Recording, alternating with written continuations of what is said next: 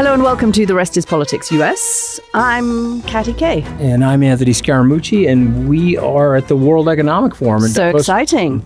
We're waiting for Storm Trump to blow through. We're going to talk about Joe Rogan and whether he is getting divorced from Donald Trump. So in an interview this week on his show, 3-hour interview, thank God we don't do 3 hours. I think our audience would fall asleep. I would fall asleep, Anthony. Fascinating though you are. In an interview with Kentucky Senator Rand Paul. It's like a brilliant British cut, as fascinating as I am. Okay, keep going. Joe Rogan said about the ICE activities in Minneapolis, are we really going to be the Gestapo? Where's your papers? Is that what we've come to? Referring to the ICE agents in Minneapolis, this is, of course, all in the wake of the killing of Renee Nicole Good by an ICE agent a couple of weeks ago. He did say he could see both perspectives. He said conservatives do believe that people who are in America illegally must be deported to stop it accelerating. I think he means stop it accelerating the number of people coming into the country. Whereas progressives are saying you don't want militarized people in the streets snatching people up. So it was interesting, and it was picked up a lot because it was seen as a sign that Rogan, who endorsed Donald Trump in 2024 and brought his 20 million listeners potentially into Donald Trump's camp, is seeing some differences. And it's not the first time, and I think that's why liberals are kind of jumping on this, because he questioned the snatch of Nicolas Maduro. He objected to the Kennedy Center being renamed the Donald Trump Kennedy Center in Washington, D.C. He accused the White House officials of trying to gaslight people over the Epstein files. He called out Donald Trump for mocking the death of the Hollywood producer Rob Reiner and his wife. So you've got this reaction, I think, which is almost as interesting as what Joe Rogan is saying from the left of, right, phew, we finally got Joe Rogan on our side. He's going to bring his 20 million young male listeners, and that's going to help us in the midterm elections and the 2028 elections. I think the Democrats are kind of are making more of this, or hoping they can get more out of this than they actually might be able to. Some on the left are also saying he was the one that got us Trump elected, and so he needs to apologize, and I told you so, and you're to blame. You heard some of that on morning television, but I also think that's kind of silly. You know, if somebody admits that something's wrong, fine, take it. But it is interesting. It's interesting, and it's interesting that it's about the ICE tactics. Well, remember, Rogan started out as a Bernie Sanders social democrat. Voted for him in 2020. And he voted for him in 2020, liked his platform, has him oftentimes on the show. Yep. But I think he's messaging right now. He is the quintessential macho swing voter in the United States. And so it could be a Walter Cronkite moment, the most trusted man in America in the 1960s. He went to Vietnam and came back and said the war is unwinnable.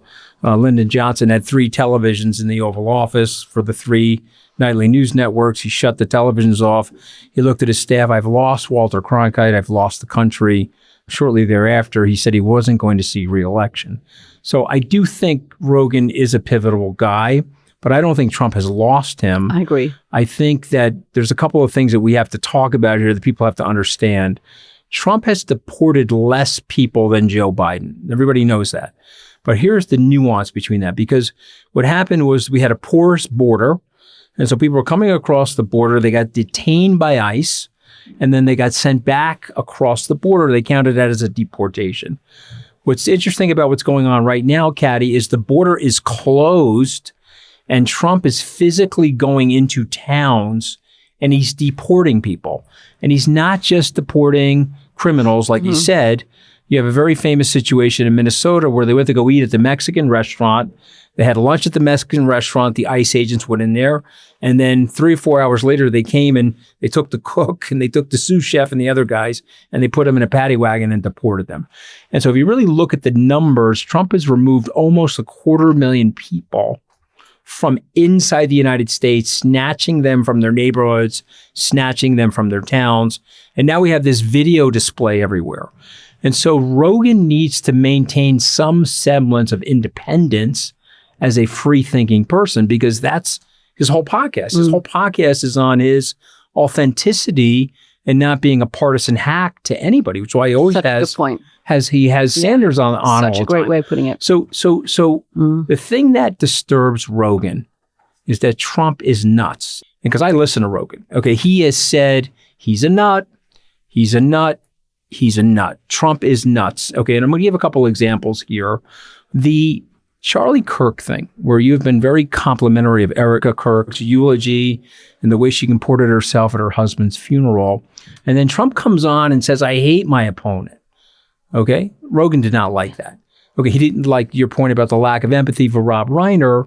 This week, there was a student that they deported that the Homeland Security officials actually had to apologize to. Her name is Annie Lopez Blasa.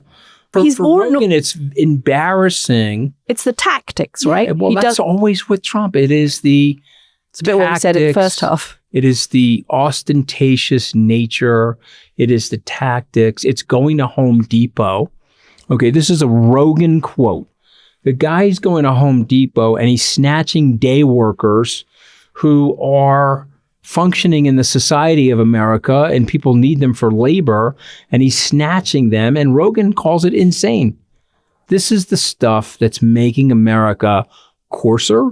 It's making America harder to live in, and it's heartbreaking. And but he's not. He hasn't broken from him. No, I don't think he's broken from him. And if you listen to him carefully, and I listened to that section of his interview with Rand Paul, it is more the tactics that he's questioning than the goal of deporting people who have been here illegally. I mean, I think he supports the idea still of doing something about the number of people who are being here illegally. Maybe not all of the ones who are working in Home Depot and don't have any criminal record. But I don't know if you listened to Kristi Noem over the weekend, the Homeland Security Secretary. She was on the Sunday shows as well, getting into a big fight with the anchor about the numbers of people that had criminal records. And she was contradicting her own agency's numbers of the number of people that have been deported who actually have a criminal record, because of course they're saying, oh, it's all the people who have been deported have a criminal record. Her agency is saying actually that's not the case. It's less than 50% who have a criminal record. Her agency said 49%, and then she called the newscaster a liar, and that's closer to 70. This is interesting, but I think also the other issue is how this is playing out politically. Immigration was clearly an important issue in 2024. But it wasn't the top issue. In poll after poll, the top issue was the economy, the cost of living, healthcare costs and access to healthcare. And immigration was in there. But I'm not sure the White House is playing this quite right, because for Republicans going into the midterm elections, yes, immigration is an important issue for MAGA, and it's a way to get MAGA faithful to show up. But they'll probably show up anyway. It's going to cause problems for some Republican lawmakers and members of Congress who are in Florida, in heavily Hispanic districts, or in Colorado, or in California in heavily Hispanic districts. How are they going to deal with these ICE images that people are seeing? And these videos are everywhere on social media. I mean, there's a guy dressed in a fox costume. He's dancing in a fox costume, and that gets you tackled and put to the ground. I don't know how this is a controversial thing for me to say, but believe it or not, there are immigrants that weirdly like it. They actually see themselves as white Americans, and they see those other immigrants as being bad. But he's losing in the polls on this. Amongst Hispanic voters, we saw that in New Jersey, we saw that in Virginia. I'm just telling you, I think that the Rogan thing becomes very interesting to me because he represents core swing voters. Yes, he's a weather vane. If you look at the marginal male voter who is somewhat disinterested in politics, it's like when Christy Todd Whitman, who became the governor of New Jersey, she said she was going to name a Parkway exit sign after Howard Stern if he helped campaign for her. It was a swing voter. Okay, Stern is no longer that person. Rogan is that person. This is the thing I would say to you about Rogan. If he breaks, he's offering space now for the person to move away from Trump, because they're locked in a personality cult. They can't betray Trump and white male, alpha male status. But here's Rogan, who's all built up, macho man, MMA fighter, and announcer. He's telling you that it's okay to break from Trump. So if he breaks, really breaks, Katty K, that is asymmetric damage to Donald Trump. Where he is right now, I see it as a neutral. Trump has threatened 25% tariff on 8 European countries because they, he says, have opposed his moves to take over Greenland. These countries had sent very small military delegations, sort of between 4 and 30 people, up to Greenland to check out the security situation. Remember, this all started because Donald Trump said that he was worried about the security of Greenland because China and Russia are circling and are kind of like vultures over the island. So these countries then sent up these delegations, at which point Trump says he's going to slap them with 25% tariffs. They have pretty much to a person responded and said, this is not okay. We've got Prime Minister Starmer, who is speaking in the UK as we are recording this. We've had Prime Minister Meloni in Italy opposing it. It's also very interestingly brought in that some of these countries, the center and the right of these countries together. You've had that in France happening. Pretty much everybody in Europe's opposed to it. So here we are in Davos as Donald Trump arrives, having basically lobbed a cruise missile into the World Economic Forum just before he lands, because this tariff threat of his has huge implications for these European countries, huge implications for the leaders who are meeting here this week and for the businesses who are meeting here this week. He may or may not impose these tariffs, but I think it's the sense of it that this is a real rupture, Anthony, between the US and its European allies. There's so much here. So, I mean, the most cynical you could say is that he's Putin's slave and he wants to break up NATO. That's the most cynical. The most positive... And the Kremlin is loving this. Yeah, they've said it publicly. And then the most positive thing you could say, okay, he's looking at the melting polar ice cap and he's saying those Arctic waterways are going to be potential security threats for North America. There are some people that do believe that, by the way. And so yes, I'm gonna say two quick things, get your reaction. But I think if I were a sober person and I was a diplomat at the State Department or I worked at the Pentagon and I was sitting with the President of the United States, not Donald Trump, but let's say a normal president, you'd say, okay, you would want it, and you'd want it in our sovereign control so that we could control all the port access. We could put our communication stuff up there. And you know, when you control something and you quote unquote own it, you have more flexibility. You don't have to get approvals from people. Okay. So it's a little bit of a quicker thing. What say you to that? Well, I think you have discussions, right? You send diplomats to Copenhagen and you say, could we expand our military presence? At which point the Danes would say, as they have already resaid this week, go ahead. You want to expand your bases, go ahead. You even want to discuss mining rights, go ahead. The Danes are falling over backwards to accommodate America here. So I'm making the following point that I want people to understand. I violently disagree with what Donald Trump's doing. This is Danish territory, and in order to respect the sovereign borders of a civil society and a global society and international law, the U.S. shouldn't be going anywhere near this, okay, without just having the 1951 treaty be the abiding treaty and work in that way. So, but if you were a smarter president, wouldn't you, Katty, go to the Danes and say, hey, listen, this polar ice cap's melting. This is what we see from our satellites. This is what we see in terms of submarine activity, and we need to change things. Would you go about it like this? I mean, this is the Trump way. Let me drop a bomb. Let me get all the attention on me away from the Epstein situation.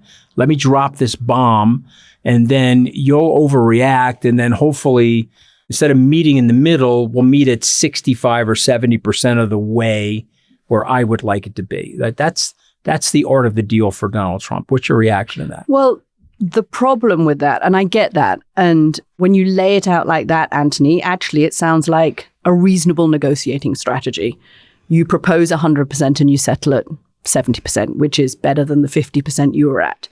The problem is that in proposing the 100%, you've caused potentially irreparable harm in the relationships. Don't misunderstand what I'm saying. I'm in Trump's brain, okay, walking around in there in the sludge. I think this is actually just about Trump. I don't think this is not, I mean, I had a very interesting conversation yesterday with an EU official who's based in America who was saying the conclusion amongst Europeans is this really isn't to do with strategy or to do with the Arctic. I mean, yes, there is an argument about the waterways melting, but this is really about ego.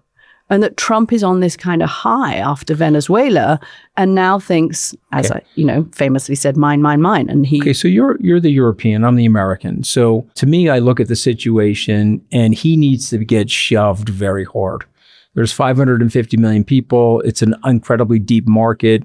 It's a super important market for our technology companies, our aerospace companies, defense companies. And the only thing he would really respond to is getting shoved really hard. So why aren't they willing to shove him really? Well, they are having these discussions now where they're talking about this bazooka, which is their trade retaliation proposal. That's what the European, I mean, you have to remember this is a little complicated because they all have their structures. The European Union doesn't include Britain and Norway, who are part of this group that Trump is threatening with sanctions. And I think this is actually more of a threat to NATO potentially than it is to the European Union, because the European Union is now discussing these trade retaliatory measures. And they could do that. They could hit the American tech industry.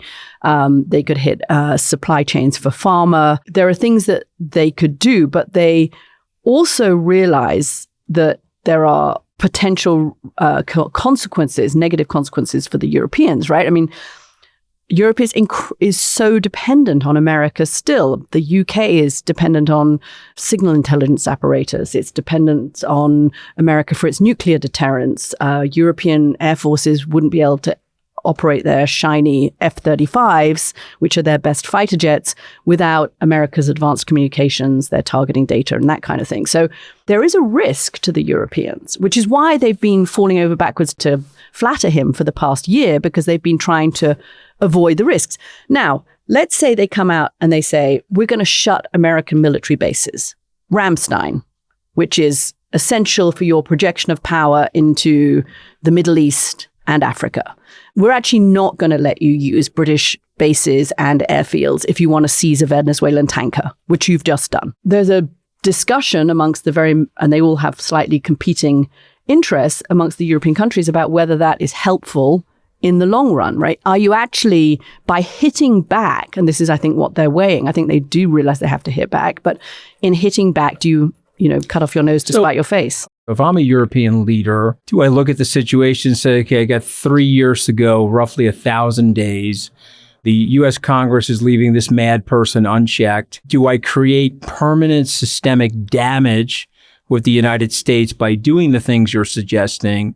Or is this like a toddler in a restaurant that's screaming and crying, and I'm trying to get the check and get the toddler out of the restaurant so I can come back to the Why are you laughing? Because I like the image. Oh, good. That's what he is. Okay, so I'm sitting there as an adult. Which, by the way, is often how the Republicans think of him too. Yeah. A recalcitrant child. Well, that's what's going on. They're all looking at him the same way. How do we manage him? How do we manage him? Unfortunately, he can put out an endorsement and knock me out of office. The European leaders looking at him saying, okay, this can't be the normal behavior in 2028, 29, 30. Although you did hear J.D. Vance's Munich security speech at the beginning of their term in 2025, which was very brutish and nasty. So, but if I'm sitting there, do I go thermonuclear? I'm using a metaphor, thermonuclear, meaning I deny them access to bases. I put a 30% tariff on American goods. I pull out of NATO. I mean, that's the thermonuclear thing. I don't think anybody in Europe would want to do that off of a lame duck president that's 1,000 days away from not being in that office, right? No, so I think they're going to try. So go ahead. So then what's the right strategy? Well, I think they have to come up with something stronger. And we should get into this letter that Trump has just sent to European ambassadors. Should I read some of that? Because read the letter and somebody passed the vodka. There's got to be vodka in a Swiss town. Okay, you read the letter. I'll drink the vodka. Kirsch. Okay, go ahead. This is sent from President Trump to European ambassadors based in Washington. And I preface this saying this is not a joke. Considering your country decided not to give me the Nobel Peace Prize for having stopped 8 wars plus, I no longer feel an obligation to think purely of peace, although it will always be predominant, but can now think about what is good and proper for the United States of America. Denmark cannot protect that land from Russia or China. And why do they have a right of ownership anyway? There are no written documents. It's only that a boat landed there hundreds of years ago. But we have boats landing there also. I have done more for NATO than any other person since its founding. And now NATO should do something for the United States. The world is not secure unless we have complete and total control of Greenland. Thank you, President DJT. So that was sent to the Prime Minister of Norway and CC'd to various ambassadors in Washington. And yeah, we thought that was a joke, but I was listening to Scott Bessent over the weekend, who was on Meet the Press, and you realize that they are increasingly thinking that this is an urgent national security threat. Scott said that this was the U.S. is the hottest country in the world, using Trump language. Katty, is the U.S. the hottest country in the world? Probably hotter than Greenland. That was a joke. Yeah, it landed. No, the joke landed. But I mean, I just want you to think about it for a second. I know we have a very strong economy, and I know our percentage of global GDP went up in the last 5 years. Yes. But are we not disgracing ourselves with this behavior? I think it's going to be interesting for you and I being here this week, right? Hearing what Europeans and global business leaders, and I've been in Europe for the last 10 days. No, I think America is seen as something wrong. There's something wrong. It's no longer seen as an embarrassment. It's not a source of sadness. There is a systemic problem and an element of fear that America has kind of lost its way, and that has implications for everybody else. Let's channel Dwight Eisenhower for a second. If he met with the Danish prime minister and he said, listen, I want to make sure that there's a zero Chinese or Russian foothold in this part of the world to protect the West. I want to figure out a way to share some of the burden up there. We're going to put some military installations up there. I think it's a $1.4 billion subsidy that the Danes give the Greenlanders per year. We'll share some of the burden, but we really want to have NATO and the United States, the dominant force in the Arctic before it becomes crowded as a result of the melting. But actually, the Norwegians are talking about exactly this. They're talking about the fact that the Chinese are moving into the Arctic. They would like to have that conversation. I understand, but I'm just saying, see, for me, like, I am trying to see through everybody. And the right answer for the Europeans, in my opinion, is to stay exactly where they are. They have to wait out Donald Trump. So you think they shouldn't say anything? You think they shouldn't come back with any tough language or any bazooka treatments on trade? Listen, I think it's been very smart to exercise restraint. They didn't retaliate with the tariffs. They took their time. I agree. The Lords of Finance, and they said, hey, man, if we do that, it's going to be Smoot-Hawley. We're all going to pull ourselves into a depression. I think, you have a big decision coming this week from the Supreme Court on the tariffs themselves. They could be defanged, those tariffs, without Europeans doing anything. But if I was a European leader, in 3 years seems like a long time, but it really isn't, I'd be like, you know what? I got to wait this guy out. J.D. Vance is a repugnant guy. I mean, but you just said they need to get tough. You said they need to do something to stand up to the bully. They need to do something, but I don't want them pushing again, using a metaphor, a thermonuclear option. I don't want them kicking them out of the bases and ending all trade agreements. And I don't think they will do that. Breaking up NATO and all that stuff. They definitely need to do something. Okay, and they need to put their foot down and say, look, this is a non-negotiable position. Denmark is not, who's part of the European family of nations. We're in solidarity and support. We're not giving it to you. If he does a military strike on Greenland and the Republican senators don't move to impeach him, then we've really lost our way as a country. And then we have to sit down and rethink the whole strategy. Rand Paul said over the weekend, which I totally agree with, and I've talked to several of these Republican senators, there's not one Republican senator in leadership. Yeah, there's some bozo senators from the South that are on X saying, this is great, let's militarily strike Greenland, because there are a bunch of bozos. And obviously there's going to be a few low IQ bozos. But I'm talking about people like Thune and McConnell, Rand Paul, senior leadership, elder statesmen. Yeah, they're not there. into it. And actually, I heard from a senior senator over the weekend I was texting with, who is close to Trump, who said there is no appetite for military action amongst Republicans in the Senate, and pointed to the fact that this delegation that went to Copenhagen on their way here of telling somebody like me, a moderate donor, they're telling me something like me, who I say moderate politically, but a fairly decent sized donor, that they'd be willing to impeach him over something like this. Do you think that's saber rattling on their part? They wouldn't be willing to. I haven't heard that from more Trumpy Republicans, but let's see. Yeah, I mean, it would be interesting to see. That will be super interesting. At some point, you have to draw the line, right? So all I'm saying is, I'm a European leader. Yes, you got to get tougher with Trump, and you got to say, hey, look, I'm sorry, that's unacceptable. That is actually not going to happen. Okay, and then let's see what he does after that, because he is a taco type of person. He does chicken out if he's pushed around. They've got to find a few buttons there to push him around. Like, what about a tax on these technology companies?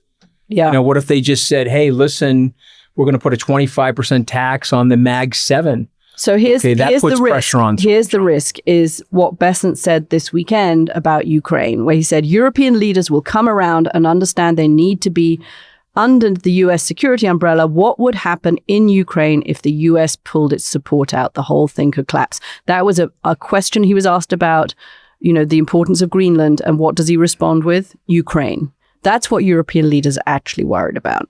That the little support that America is giving, it's not giving any more military support itself, although it's still selling weapons to the Europeans to give to the Ukrainians, but it's giving very important intelligence support. If America pulled out its intelligence support, the Ukrainians would really be, am I allowed to say screwed? Yeah, screwed. And so I think that Bessent threat this weekend was very interesting and will worry the Europeans. So Katty, just so I understand everything, and I want to make sure our viewers and listeners understand. So U.S. comes into town, we help clean up the Nazis. We set up a infrastructure and a security umbrella, and then we tell people to lay off. Eisenhower tells people to lay off. Other people they lay off. We're a benevolent democracy. We're really going to handle the protection of the free world. And Eisenhower's whole theory about that is he didn't want to see a military buildup in Europe, which could potentially spark another war. Right. Okay, and so we build up all of this goodwill for 80 years. And then we have Donald Trump come in, and he's going to rug pull that, and he's going to try to take over Greenland unilaterally to disrupt that entire thing. And so the question now, when you really think about it, are we now at the end of that 80-year post-World War II reign? Or is this a temporary blip of someone that is really mentally unwell, that is in senior leadership in the United States? When I was a kid and I read about the 1930s, 1933 to 1945, never fully understood it. And then Daniel Goldhagen had a book out called Hitler's Willing Accomplices or Willing Executioners. Never fully understood it. I understand it now. I'm a 60-year-old guy. I understand that we have a bunch of spineless members of the Congress that are not going to do anything to suppress Donald Trump. But the question I have for you, is this a permanent change in America? Is this Putin's America now? And then if you're a European leader, what do you do about the future of your security? And how do you think about Ukraine?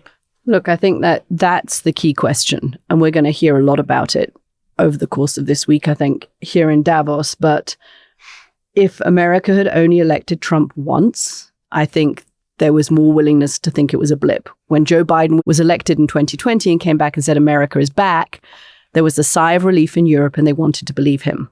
I'm not sure that European leaders believe that America would be back, whoever is elected in 2028. But until they have sorted out your second question, which is their own security apparatus, and that's going to take 5 to 10 years and determined commitment, then they will settle for whatever relationship they can take the crumbs from the table of the relationship with America because they need them.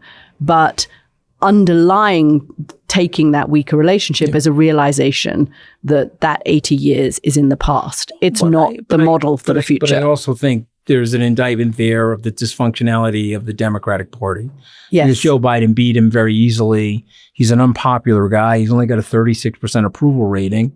But the way they launched Vice President Harris's campaign and gave her 107 days to try to beat him, it made it nearly impossible. So there'll be a big litigation in the United States in 2028 about where America should be.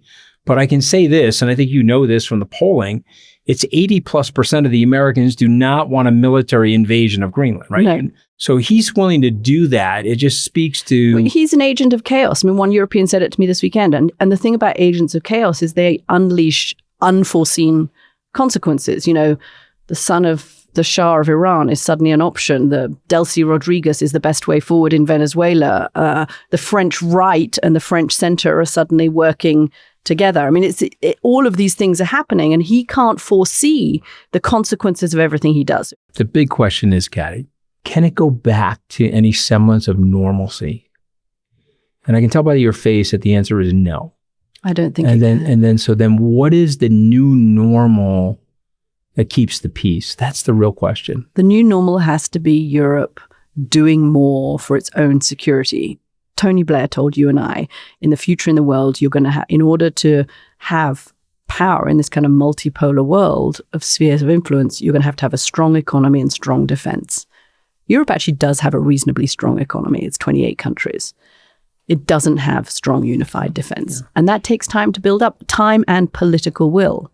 I think they've got the message. And I think that letter that Trump has just sent to the Prime Minister of Norway that we read on just now, that kind of thing reinforces to Europeans that this is urgent and they cannot take their foot off the pedal. As an American, I hope you can sense the heartbreak in my reaction to all this and the this irrational behavior. It's heartbreaking for me to watch this coming from a country that I love.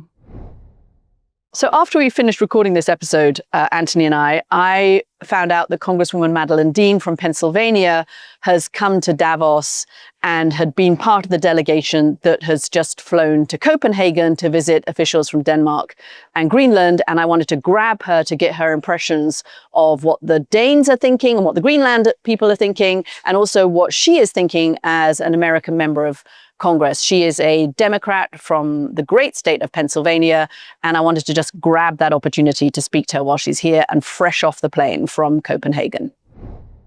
Congresswoman Dean, you've just come from Copenhagen, where you were talking to Danish officials about the situation with Greenland. I can't quite believe I'm going to ask you this question, but is America going to invade Greenland? I hope not, and I believe not.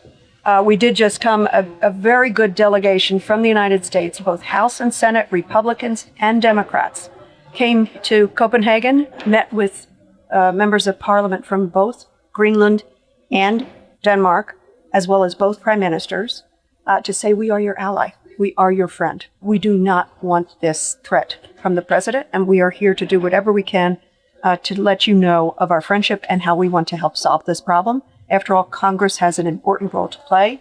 And noteworthy was that we had Republicans with us. You had two Republican senators, Lisa Murkowski and Tom Tillis. They've been pretty outspoken, but not a huge number of Republicans have followed suit. Why are they not saying more when my understanding is there's very little appetite in the Senate and in the House for military action against Greenland? And in America. In fact, most Americans don't want this, don't understand why we would do it.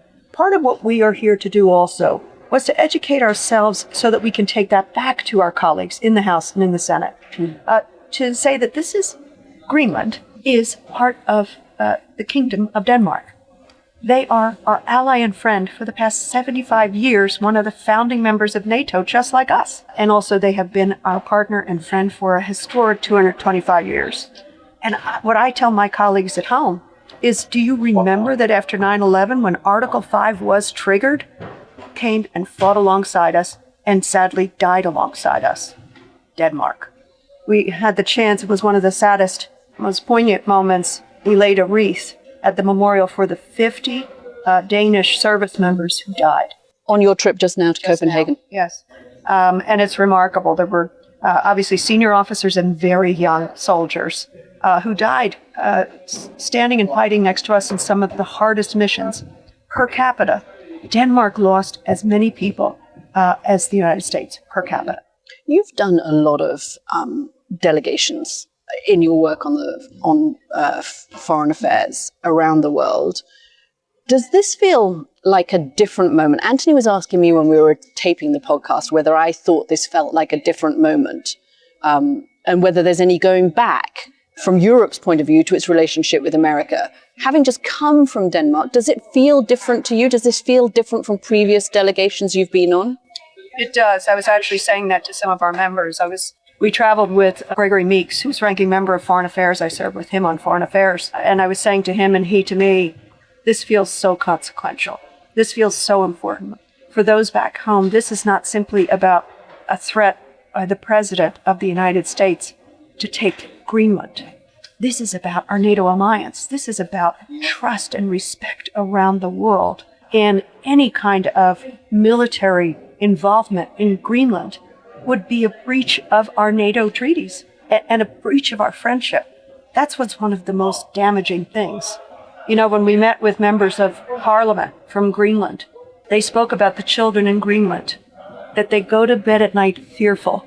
They are worried. Some planes came into the to the single base that is there, and they panicked, worrying they were Americans coming to get them.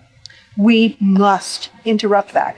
Children fearful of America. the United States of America. And on the flip side of this, what I want to convince the Americans of, which I think most know, Denmark would love our greater involvement, as they have told us over and over again. We had as many as 20 bases on Greenland for this very reason, or strategic importance of that region, whether it's Russia or China. We're down to one. They welcome us to come back, to invest in a greater way in strategy, strategic alliances, as a partner. You said that this is consequential. This feels like, and I apologize for all the noise because we're sitting recording this in a corridor and there are people walking past, but you said this is consequential to your voters. And I've been to your wonderful district just outside Philadelphia, on the outskirts of Philadelphia in Pennsylvania. Why should they care? Why should they care whether America launches some kind of military action or uses some kind of force or coercion to take Greenland? My constituents care. They have a sense of history and gravity. It would be a fool's errand to take military force into an ally and into the territory that is Greenland. This is a sovereign territory. That is so un-American that we would do that. And it is a fool's errand because it would not succeed in getting Mr. Trump something of a possession. It would be a very costly possession. As I said, they welcome our input. Many of my constituents, you remember, are people my age and older. They recognize the power of our NATO alliance, that since World War II, for 75 plus years, it has helped keep us safe before Russia's invasion of Ukraine, kept us at relative peace with Europe.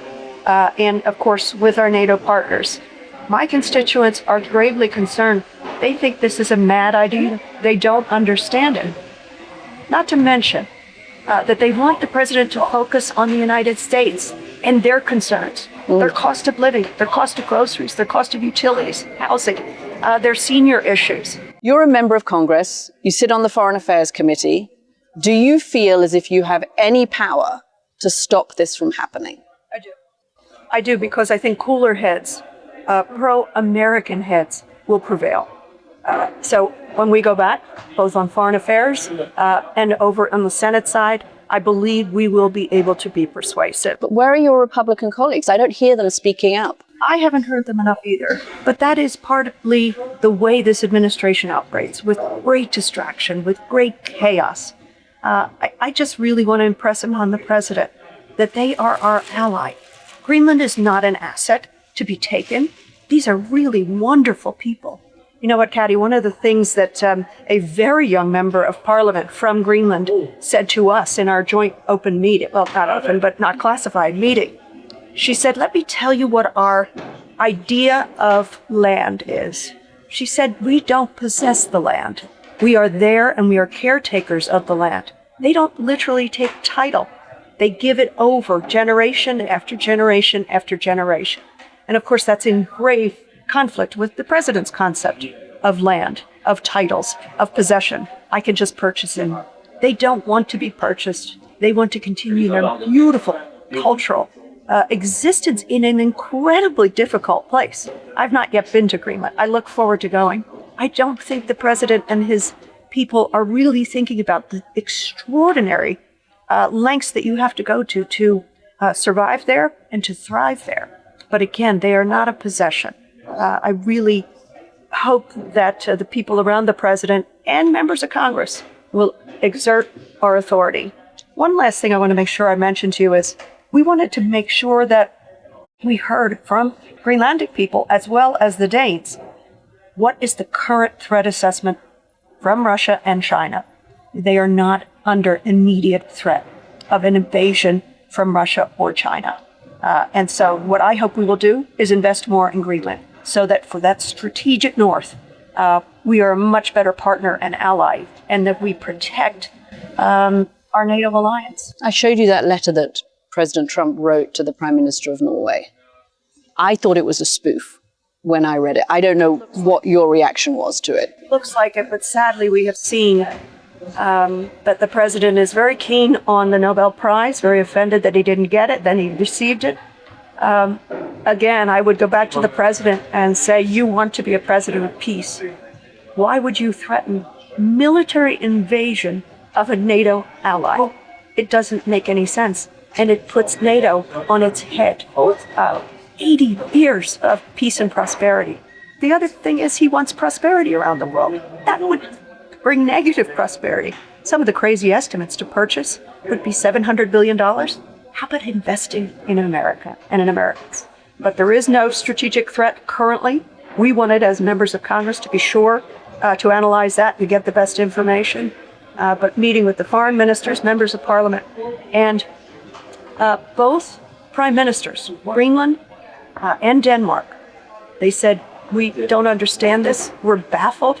They used this expression, which I hadn't really understood. They said, we look up to you as our big brother, and we do not understand our big brother turning on us like this. Members of the business community, we met with them, used the exact same expression. We do not understand our big brother turning on us. I hope we can turn it around. Congresswoman Dean, thank you. Thank you. Thanks. We're going to leave it there. If that's not enough, in this week's members only bonus, we're going to be covering whether Trump could really be impeached after the midterms, Marco Rubio's secret long game, and which countries are the most anti-Trump. If you'd like to send us your questions and have them answered, which we love doing, you can sign up at therestispoliticsus.com to hear that episode. It comes out on Wednesday, and to become a founding member. Thanks, everybody. Thanks for listening. Thanks, Bye from guys. Davos. We'll be back later in the week. Bye from Switzerland.